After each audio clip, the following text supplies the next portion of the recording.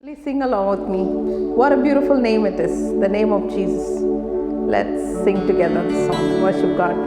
You were the Word in the beginning, one with God the Lord Most High. Your hidden glory in creation, now revealed in you are Christ. What a beautiful name it is. What a beautiful name it is. The name of Jesus Christ, my King. What a beautiful name it is. Nothing compares to this. What a beautiful name it is. The name of Jesus. You have no rival. You have no equal. You're in forever, God. You reign. Yours is the kingdom. Yours is the glory. Yours is the name above all names. What a wonderful name it is. What a wonderful name it is. The name of Jesus Christ, my King. What a wonderful name it is. Nothing compares to this. What a wonderful name it is. Let's sing together. What a powerful name. Oh, what a powerful name it is. What a powerful name it is. The name of Jesus Christ, my King. What a powerful name it is. Nothing can stand against. What a powerful name it is. The name of Jesus. Let's sing it. You have no rival. Oh, you have no rival. You have no equal. Now and forever, God, you reign. Yours is the kingdom. Yours is the glory.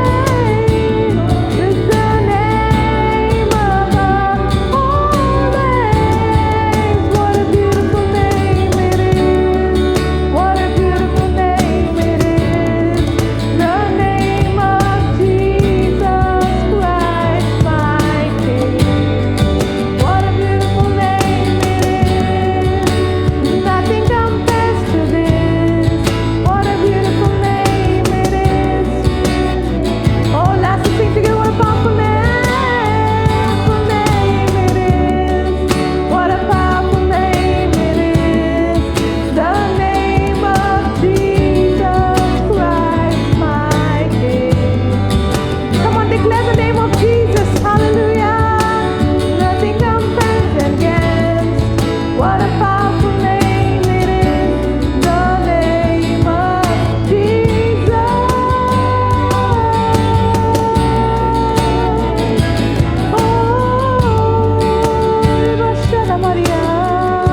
Oh, what a beautiful name it is. What a beautiful name it is. What a wonderful name it is. What a wonderful name it is.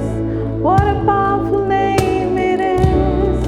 What a powerful name it is. The name of Jesus.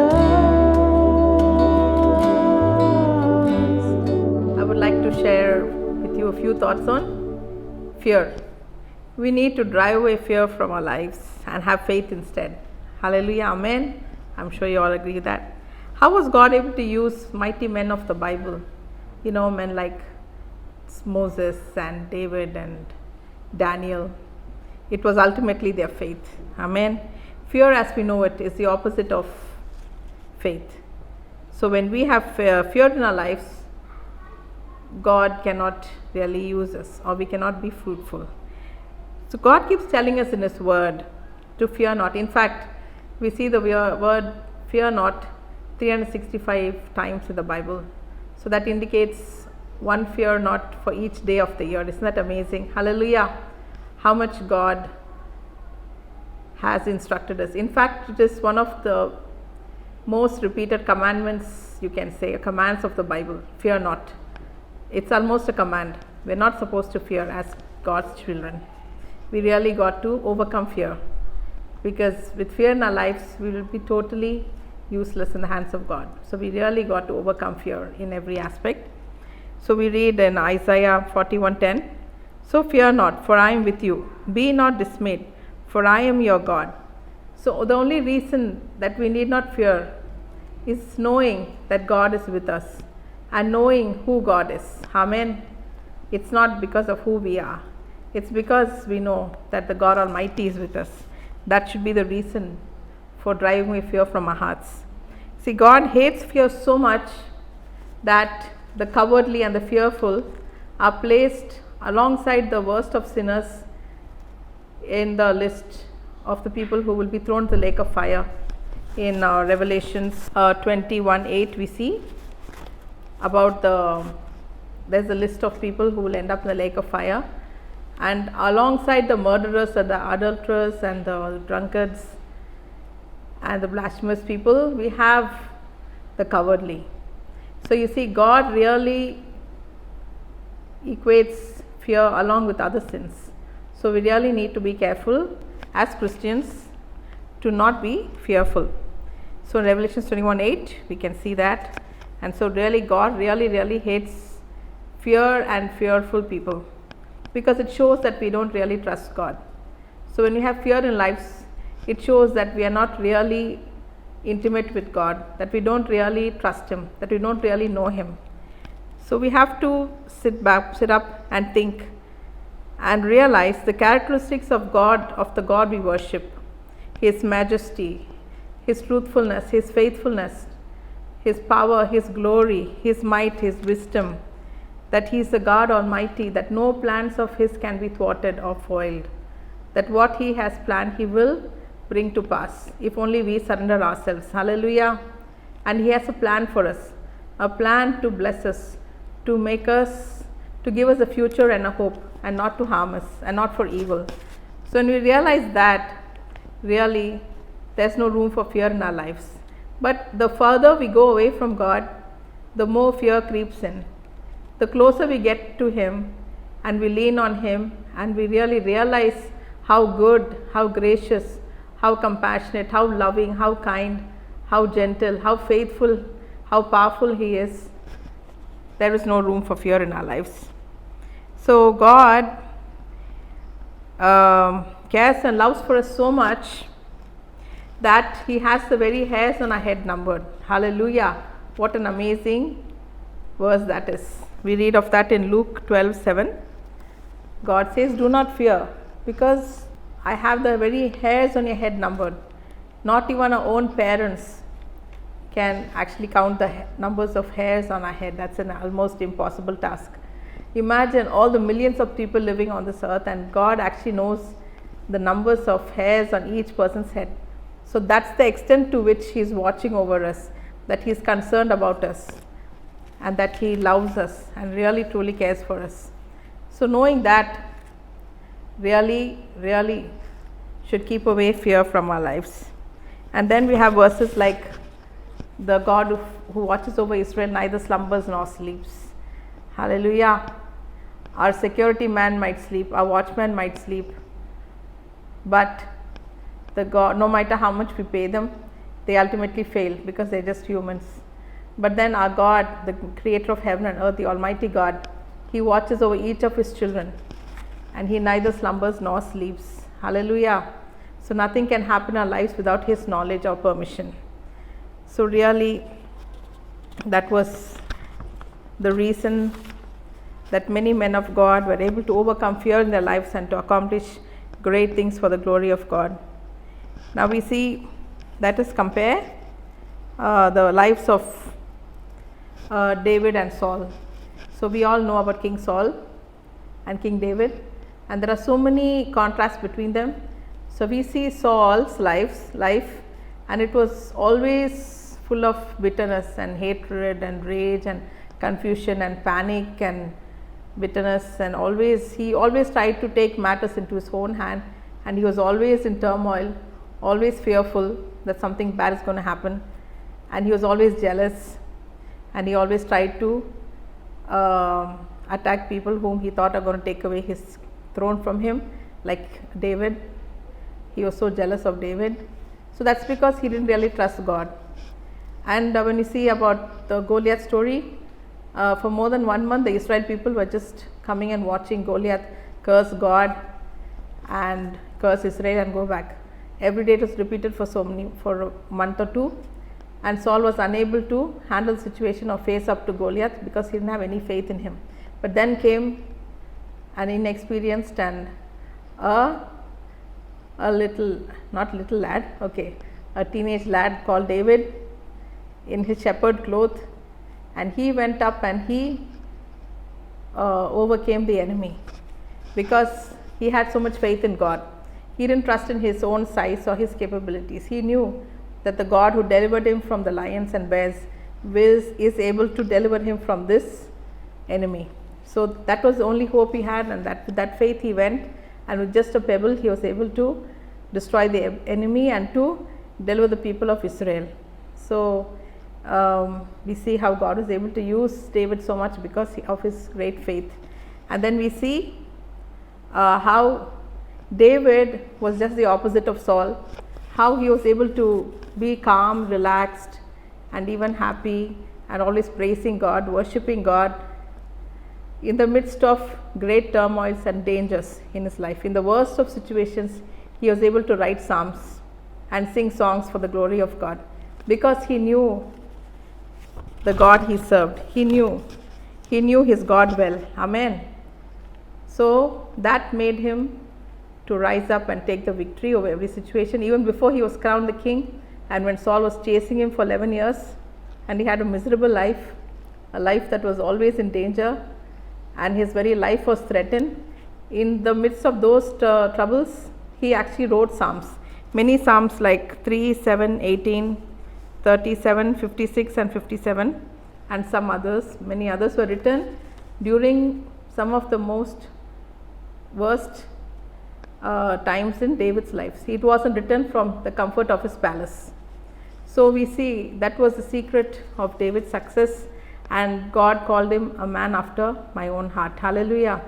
It was his unshakable faith and trust and love in God. We have to realize that the God we serve is faithful. As it says in 1 Corinthians 10:13, he is faithful. Hallelujah.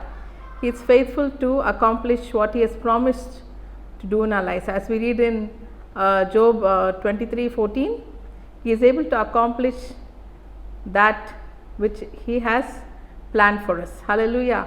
So what he has promised us, he is able to accomplish. Nothing can change that. We just need to really trust in him and lean on him and be calm and relaxed, and the only thing that we can do is to praise him and to glorify his name in every situation, and to make sure that fear doesn't take over.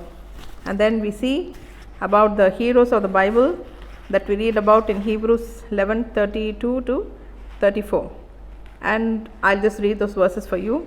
And what more shall I say? I do not have time to tell about Gideon, Barak, Samson, Jephthah, David, Samuel, and the prophets, who through faith conquered kingdoms, administered justice, and gained what was promised, who shut the mouths of lions, quenched the fury of the flames, and escaped the edge of the sword, whose weakness was turned to strength, and who became powerful in battle and routed foreign armies. Know for sure that our God is able to make everything work out for our good, as we read in one of the favorite verses of the Bible, Romans 8:28. God says, God is able to work everything out for the good of those that love him and are called according to his purpose. And we are all called according to his purpose. God has a purpose and plan for each of us. Each of us can become a David. Each of us can become a Daniel, an Esther. Hallelujah, a Moses. Hallelujah. Really, God has great things in plan and store for us, but we need to make sure that we truly trust and rely on God in every situation. Even if you take my life personally, I think you all know that an unthinkable tragedy came into my life a few months back. Totally unthinkable. Me and my husband never thought this would come. We never talked about death. But really God prepared my husband. 1 month he was fully in prayer. And the day he died, many people came. God sent 5-6 pastors to our house continuously through the day to pray for him. They said, we felt in our spirit that we should come to your house and pray for pastor. Because the other days I used to keep calling people to come and pray. But on that day, the day he died, people kept coming themselves because they said, God sent us to come and pray for pastor. I said, yeah, fine, that's good, please come and pray. So they all spent like 3-4 hours each, and my husband was fully in prayer. He also clapped his hands and worshipped God in tongues and all. And so God really prepared him. When I look back now, and while he was in prayer, he just finished praying. One night he was kneeling down praying night 1 o'clock to 2.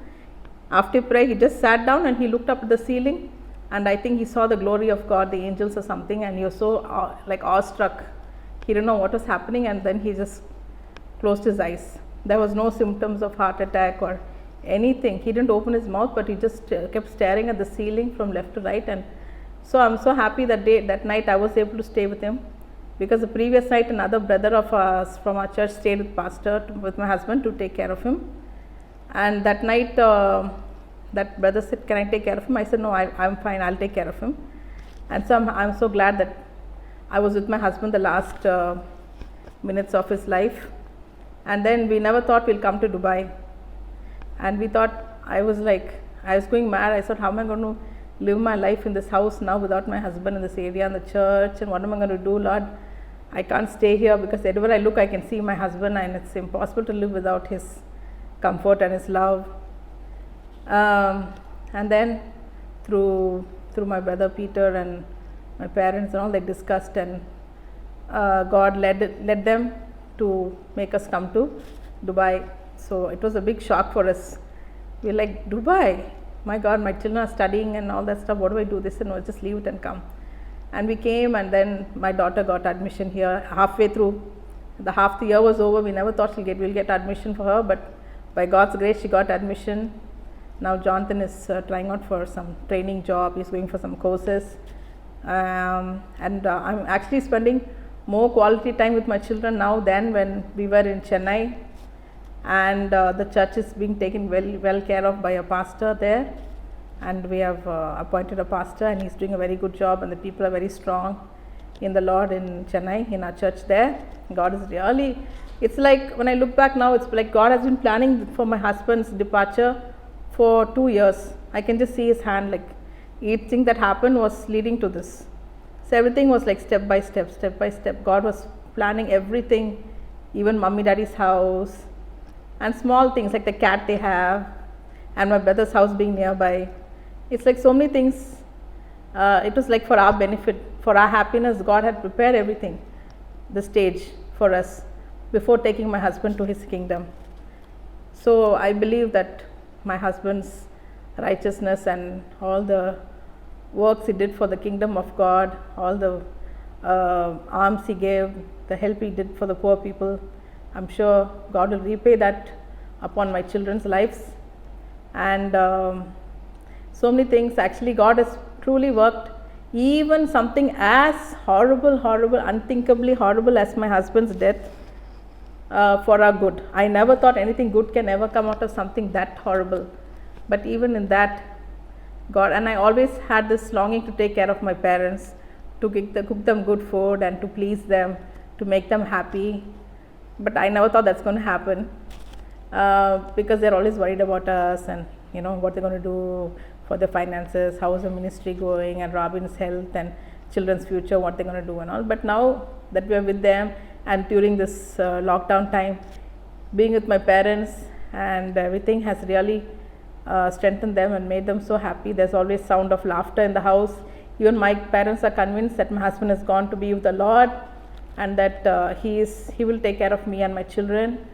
And so they are really happy to have us with them. They keep telling that I don't know what we would have done without you people with us during lockdown for 2-3 months. We would have become very depressed, but God brought you the right time. So things like that. God can work out even the most worst, horrible situation for our good.